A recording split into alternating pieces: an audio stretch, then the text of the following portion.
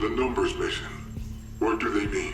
Nostalgia, it's a powerful thing, however, it's not a liar. Sometimes the good things are left in the past. Hey lads, every day we inch closer to learning something about Treyarch's next game, so I thought, why don't we venture into their past? Doing this, my World at War disc decided, hey, it's time to die, so that was really awesome. So we're here on Black Ops, and this made me realise Treyarch have left some of themselves in the past. That's kind of what I was alluding to ominously in the intro. Damn, some large words there, fella. If Black Ops 5 could resurrect some of these ideas, features, and vibes, man, Treyarch's reputation is built upon these games. Treyarch are well known for their Easter eggs. A great example is escaping the Black Ops 1 menu, going to the terminal/computer, and there's so much to do.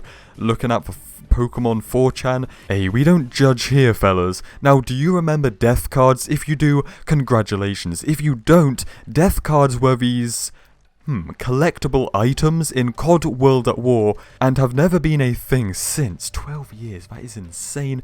So, these death cards would give you kind of abilities, perks, or just gimmicky things like paintball weapons, even just the aesthetics, the artwork. I mean, look at this guy, he's having a good time. And also, how you find the cards in-game is like these grave markers with a rifle, a helmet. How about the biggest unlockable Easter egg, Treyarch's greatest idea, zombies? That's how you originally had access to zombies, Nacht und Toten.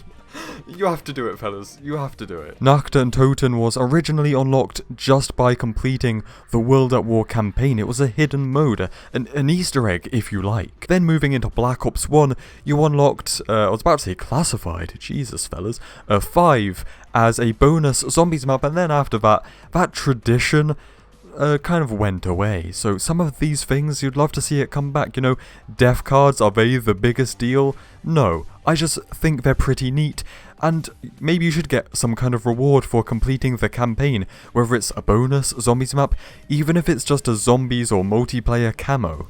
Back in the day, Treyarch had two things, character and rather large sacks. You see, their older games featured real-life footage from the wars, conflicts, and real-life events that said games are based off of, and to the player, that is really impactful and really immerses you. Like, back in the day, 2008 World at War, I was a professional 8-year-old, and witnessing what happens in those cutscenes, you really feel the weight of the events much heavier. It's really profound imagery, and it gives these games like an extra layer, an indescribable depth that you don't really get anywhere else. It is said that Black Ops 5 will be a Cold War game, yes, but it will be dark, gritty, visceral, you know, all those words that we like to use. And it's going to be more focused on the real-life events and conflicts of the Cold War era, and I think that's really how you capture that vibe. World at War and Black Ops 1 are the only two COD games really to like feature the real life footage in the cutscenes, and they just so happen to be the games with the largest personalities. And if you can translate that to multiplayer as well, we know that Sledgehammer are working on this game. Sledgehammer did World War II, and I think that's something that World War II kind of missed out on. It was really like, whatever man, no one gives a care, but it has war mode in multiplayer, which is like a kind of loose storyline operations mode. So imagine if there was something like that in Black Ops 5, but there's like intro cutscenes showing the actual battle and like explaining the history to you, then you go in and play multiplayer. Like, that would be pretty epic. Now, what about Conspiracies? This is really for the storyline, guys, campaign, and zombies, fellas.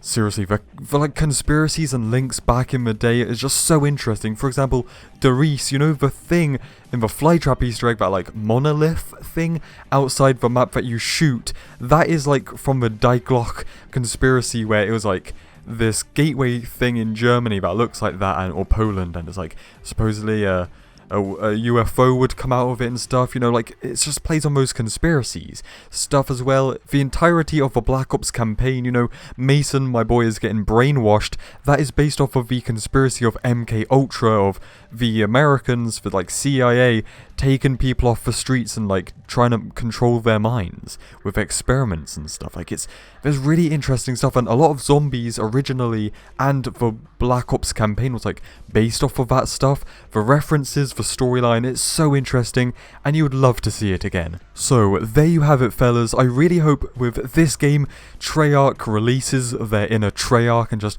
like the reason why I personally fell in love with their games, their stories, all those years ago, and then they kind of moved on from that. You know, they evolved, they changed, and things were lost with time, but I hope they come back. So lads, stay spicy, and I will see you in the next one. Cheers.